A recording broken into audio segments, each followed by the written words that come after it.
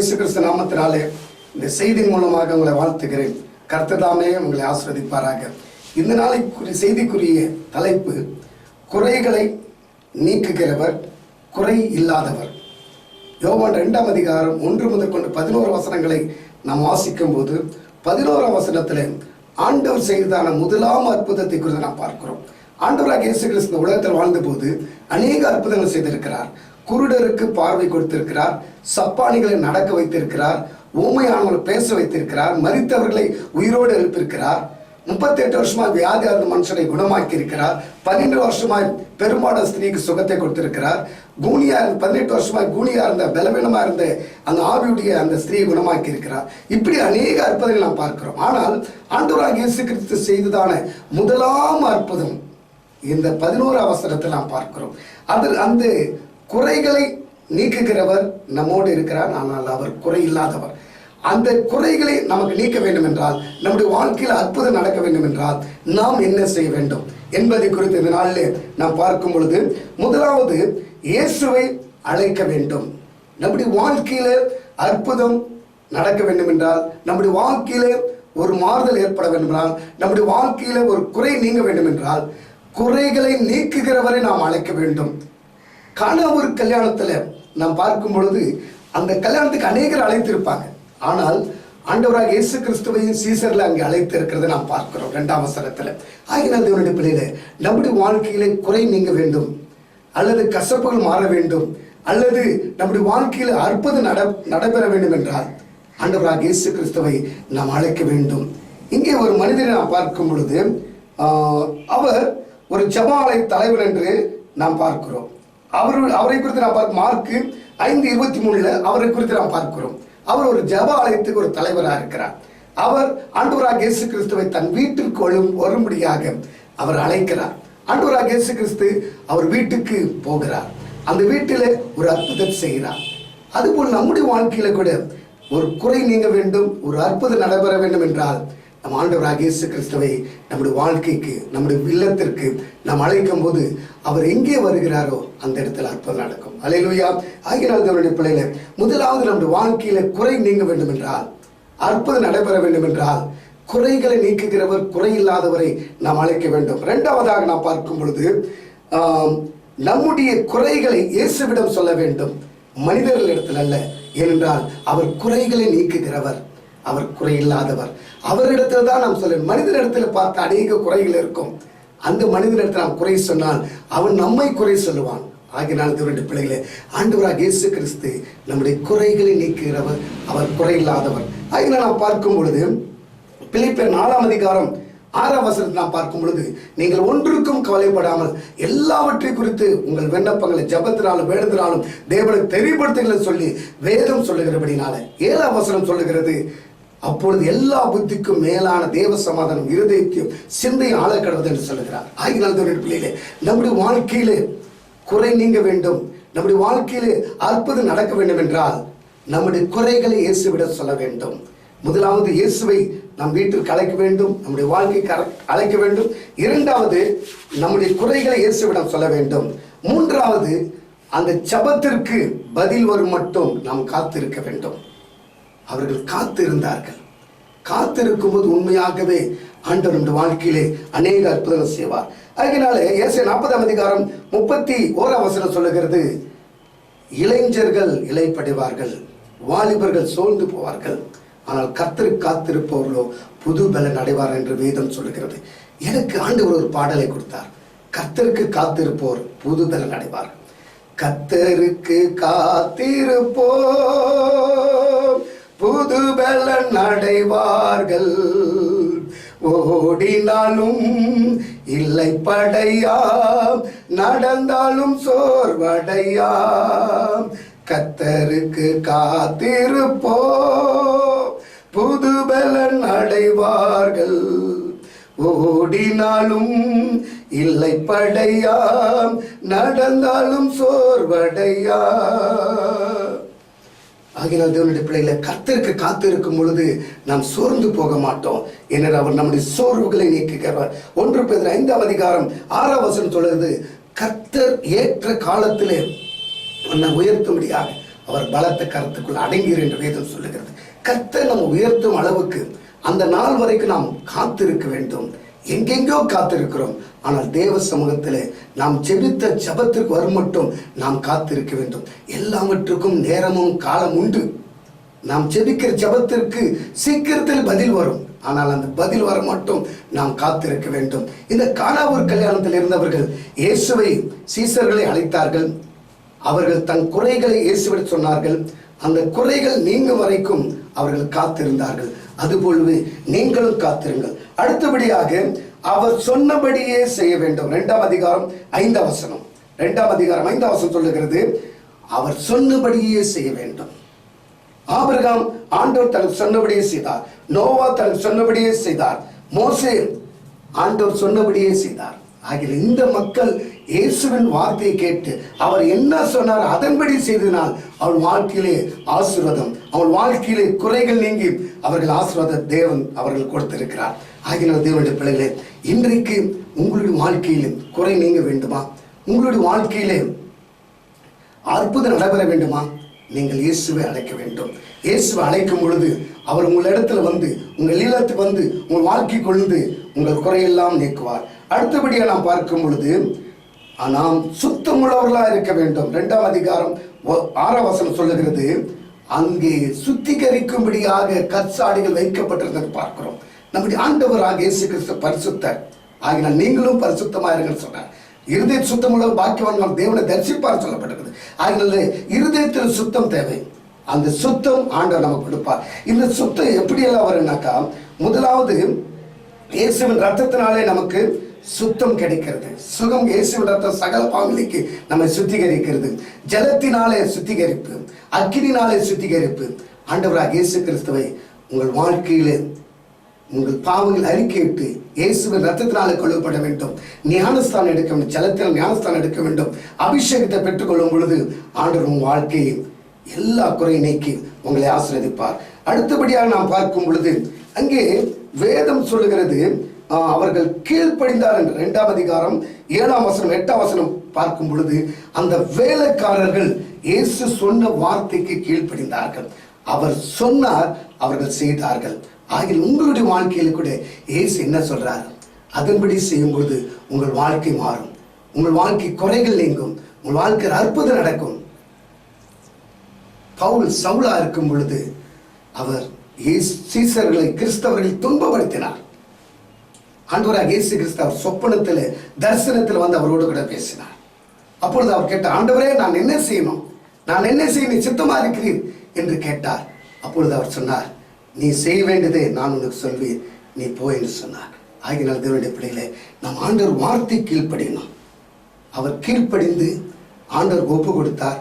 அவர் பெரிய ஊழியக்காரராக ஆண்டவர் மாற்றியிருக்கிறார். அதுபோல உங்களுடைய வாழ்க்கையில கூட குறைகள் நீங்க வேண்டும், அல்லது உங்கள் வாழ்க்கையில் அற்புதம் நடைபெற வேண்டும் என்றால் நீங்கள் செய்ய வேண்டியதெல்லாம் இயேசுவை அழைக்க வேண்டும்.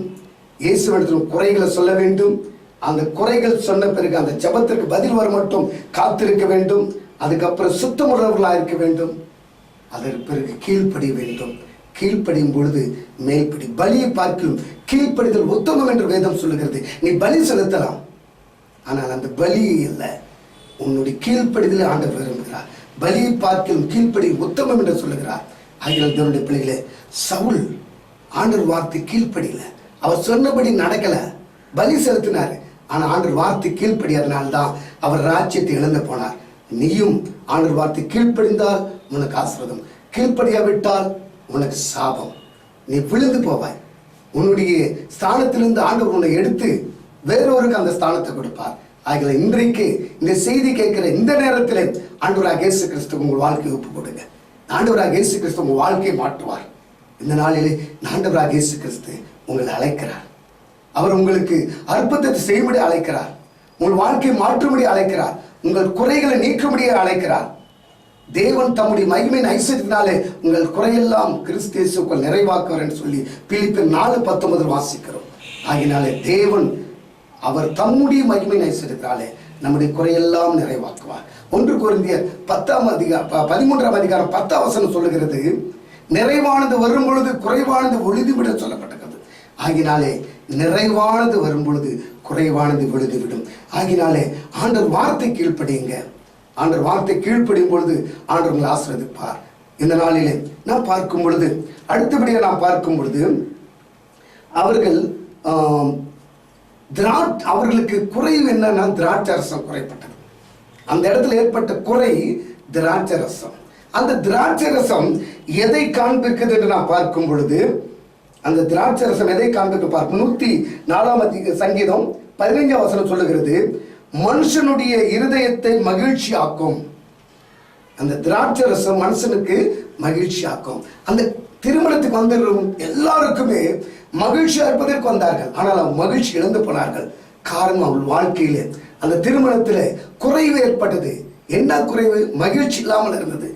ஏனென்று ஆண்டவருக்கு பயப்படுகிற பிள்ளைகளுக்கு எந்த நாளிலும் மகிழ்ச்சி, கர்த்தருக்குள் எப்பொழுதும் மகிழ்ச்சியாக சொன்னார். கர்த்தர் இல்லாமல் மகிழ்ச்சி கிடையாது, கர்த்தர் இல்லாமல் சந்தோஷம் கிடையாது. ஆகிய தேவனுடைய பிள்ளைகளை, இன்றைக்கு ஆண்டவராக இயேசு கிறிஸ்து உங்கள் வாழ்க்கையில உங்கள் குறைகளை நீக்க முடியாக, உங்களுக்கு அற்புதம் செய்ய முடியாக அவர் உன்னை தேடி வந்து கொண்டிருக்கிறார். உன் அருகில வந்து கொண்டிருக்கிறார். உன்னை அழைத்து கொண்டிருக்கிறார். வருவாயா?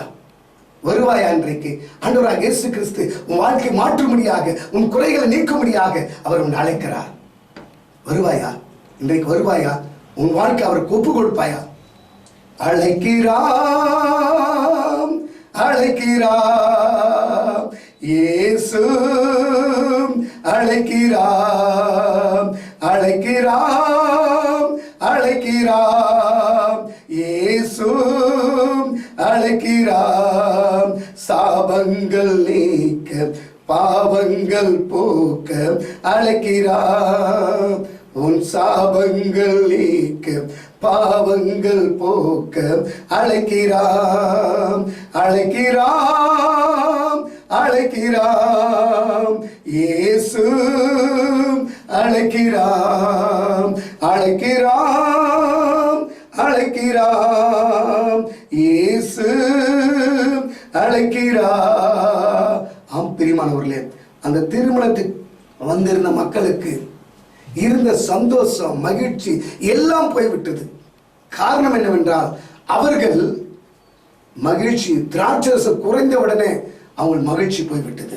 அந்த மகிழ்ச்சியை கொடுக்கும்படியாக தான் என் ஆண்டவராக இயேசு கிறிஸ்து அங்கு வந்தார். அதுதான் இங்கே நான் பார்க்கும் பொழுது 1 கொரிந்தியர் 13 சொல்லுகிறது, நிறைவானது வரும் பொழுது குறைவானது ஒழிந்துவிடும். அந்த நிறைவான இயேசு அந்த இடத்தில் இருக்கும் பொழுது, அந்த திருமணத்தில் இருக்கும் பொழுது அங்கே குறை நீங்கி இருக்கிறது. உங்களுடைய வாழ்க்கையில கூட குறை நீங்க வேண்டுமா? இந்த ஆண்டவராக இயேசு இடத்தில் வாருங்கள். இந்த ஆண்டவராக இயேசு கிறிஸ்து உங்கள் குறையெல்லாம் பிலிப்பியர் 4:19 படியே அவர் எல்லாவற்றையும் நிறைவாக்குவார். ஆகிய இந்த நாளிலே இந்த ஆண்டவராக இயேசு கிறிஸ்து உங்களை அழைக்கிறார். ஆண்டவராக இயேசு கிறிஸ்து உங்கள் வாழ்க்கையை மாற்றும்படி அழைக்கிறார். உங்கள் குறைகளை நீக்கும்படி அழைக்கிறார். அவர் குறைகளை நீக்குகிறவர் மட்டுமல்ல, அவர் குறையில்லாதவர். எல்லா மனிதனிடத்திலும் குறை உண்டு, ஆனால் இயேசு இடத்தில் குறையில்லை. ஆகினால் தேவனுடைய பிள்ளைகளை, இந்த ஆண்டவராக இயேசு கிறிஸ்து உங்களை அழைக்கிறார். உங்கள் குறைகளை நீக்கும்படியாக, உங்களுக்கு அற்புதம் செய்யும்படியாக அவர் அழைக்கிறார். அவர் செய்தான் முதலாம் அற்புதம், தண்ணீரை திராட்சரசமாக மாற்றினார். வெறுமையான நிறமில்லாத தண்ணீரை ருசியான திராட்சரசமாக மாற்றினார். உங்க வாழ்க்கை வெறுமையா இருக்கலாம், உங்க வாழ்க்கையில மதுரம் இல்லாமல் இருக்கலாம், உங்க வாழ்க்கையில மகிழ்ச்சி இல்லாமல் இருக்கலாம். ஆனால் இயேசுவின் இடத்துல வரும் பொழுது நீ வெறுமையா இருந்தாலும் உன்னை நிறைவாக்க அவரால் முடியும். நீ குறைவுள்ளவனா இருந்தாலும் உன் குறைகளை நீக்க அவரால் முடியும். ஆகிய இந்த இயேசு உன்னை அழைக்கிறார். இன்றைக்கு வருவாயா? இந்த செய்தி கேட்டுக்கொண்டிருக்கிறதான சகோதரனே, சகோதரியே, நீ எங்க இருந்தாலும் சரி, இந்த ஆண்டவராக இயேசு கிறிஸ்துக்கு உன் வாழ்க்கையை ஒப்பு கொடு. அவர் உங்கள் மாற்ற வல்லவராக இருக்கிறார். ஆகிய இந்த ஆண்டவராக இயேசு கிறிஸ்து உங்களை அழைக்கிறார். நீ வருவாயா? இந்த சத்தத்தை கேட்டுக்கொண்டிருக்கிறதான சகோதரனே, சகோதரியே, நீ எந்த மூலையில் இருந்தாலும் சரி, நீ எந்த இடத்துல அமர்ந்திருந்தாலும் சரி, இந்த ஆண்டவராக இயேசு கிறிஸ்து உன்னை அழைக்கிறார். இப்பொழுது வருவாயா? இப்பொழுது வருவாயா? உன் வாழ்க்கை அவர் கொடுப்பாயா? உன் வாழ்க்கை அவருக்கு ஒப்பு கொடுப்பாயா? உன் வாழ்க்கைக்கு அவர் ஒருபடியை அழைப்பாயா? ஆண்டவராக இயேசு கிறிஸ்து உன்னை அழைக்கிறார். ஆண்டவராக இயேசு கிறிஸ்து உன்னை அழைக்கிறார். உன்னை அழைக்கிறார். உன் வாழ்க்கை மாற்ற முடியாது, உன் குறையை நீக்க முடியாது, உனக்கு அற்புதம் செய்ய முடியாது அவர் உன்னை அழைக்கிறார். நீ வருவாயா? நீ வருவாயா? இயேசு இடத்துல வருவாயா? உன் வாழ்க்கை இயேசு ஒப்பு கொடுப்பாயா? இயேசுவை அழை. இயேசு இடத்துல குறைகளை சொல்லு. அந்த குறைகள் பதில் மட்டும் காத்திருந்தால் மட்டும் போதாது, கீழ்ப்படிய வேண்டும். அவர் என்ன சொல்றார் அதன்படி கீழ்ப்படிய வேண்டும். நீ சுத்தமுள்ளவனா இருக்க வேண்டும். சுத்தம், இருதய சுத்தமுள்ளவர் பாக்கியவான், அவர்கள் தேவனை தரிசிப்பார் சொல்லப்பட்டிருக்கிறது. இருதயத்தில் சுத்தம், அந்த சுத்தம் இயேசுவின் ரத்தத்தினால் தான் சுத்திகரிக்கப்பட முடியும். இயேசுவின் ரத்தத்தினால ஒரு சுத்திகரிப்பு, ஜலத்தினால் ஒரு சுத்திகரிப்பு, அக்கினினாலே பரிசுத்த ஆவினால் ஒரு சுத்திகரிப்பு. இந்த 3 விதமான சுத்திகரிப்பு அவர் உங்களுக்கு கொடுப்பார். ஆகிய தேவனுடைய பிள்ளைகளே, நீங்கள் சுத்தம் முள்ளா இருந்தால் மட்டும் போதாது, ஆண்டவர் வார்த்தை கீழ்ப்படிந்தால் மட்டும் போதாது. அவர் என்ன சொல்றார் அதன்படி செய்யணும். அவரை அழைக்கணும். அவர் பதில் கொடுக்க மட்டும் காத்திருக்க வேண்டும். அவர் எல்லாவற்றையும் செய்கிறவராக இருக்கிறார். கீழ்ப்படி வேண்டும், சுத்தமுள்ளவர்களாக இருக்கணும். நீங்கள் இப்படி இருக்கும் பொழுது ஆண்டவர் உங்கள் வாழ்க்கை மாற்றுவார். உங்கள் வாழ்க்கையில் ஏற்பட்ட குறை, ஒரு மகிழ்ச்சி இல்லாமல் இருக்கலாம், அந்த மகிழ்ச்சி இயேசு கொடுப்பார். கர்த்தருக்குள் மகிழ்ச்சி ஆறுங்கள் சொல்லுகிறார். அவருக்குள்ளதான் மகிழ்ச்சி, வேற எங்கும் மகிழ்ச்சி கிடையாது. எங்கே நிம்மதி, எங்கே நிம்மதி, அங்கே எனக்கு ஒரு இடம் வேண்டும் என்று மனிதன் தேடிக்கொண்டிருக்கிறான். நீ தேடுகிற நிம்மதியை கொடுக்கிறவர் இயேசு, நீ தேடுகிற சமாதானத்தை கொடுக்கிறவர் இயேசு. இந்த இயேசு இடத்துல நீ வருவாயா? அவருக்கு இடத்துல உன் வாழ்க்கை ஒப்பு கொடுப்பாயா? இன்றைக்கு இந்த ஆண்டவராக இயேசு கிறிஸ்து உன்னை அழைக்கிறார். அவர் உன்னை அழைக்கிறார், அன்போடு அழைக்கிறார். அவர் இடத்துல வருவாயா? அவருக்கு வாழ்க்கை ஒப்பு கொடுப்பாயா? இந்த நாளிலே ஆண்டவராக இயேசு கிறிஸ்து உங்களை ஆசீர்வதிப்பார். நாம் எல்லாரும் கண்களை மூடி நாம் ஜெபிக்கலாம். அன்புள்ள இயேசுவே, ஆசீர்வதிக்கப்பட்ட ஜெபவேலை கஸ்தோத்திர ராஜா, இந்த நாளிலே இந்த செய்தி மூலமாக ஒவ்வொரு மக்களையும் நீர் ஆசீர்வதிக்கும்படி நான் ஜெபிக்கிறேன். இந்த செய்தி உம்முடைய செய்தி, நீர் கொடுத்த செய்தி, உம்முடைய நீர் செய்த அற்புதங்கள் குறித்து நாங்கள் பேசியிருக்கிறோம். இந்த அற்புதம் ஒவ்வொருடைய வாழ்க்கையில கூட நிகழட்டும். அவள் குறைகள் நீங்கட்டும். அவள் வாழ்க்கையிலே நிறைவை தாரும். அவள் வாழ்க்கையிலே சந்தோஷத்தையும் மகிழ்ச்சியும் தாரும். அவள் இழந்து போன அந்த மகிழ்ச்சியை மீண்டுமாக கொடுக்கும்படியாக ஜெபிக்கிறோம். இயேசுவே, நீ செய்ததுக்கு ஸ்தோத்திரம். அவள் வாழ்க்கையை மாற்றியதுக்கு ஸ்தோத்திரம். இதன் மூலமாக நம்முடைய நாமம் மேம்படட்டும். இயேசுவின் நாமத்தில் வேண்டிக் கொள்கிறோம் எங்கள் பரமபிதாவே, ஆமென்.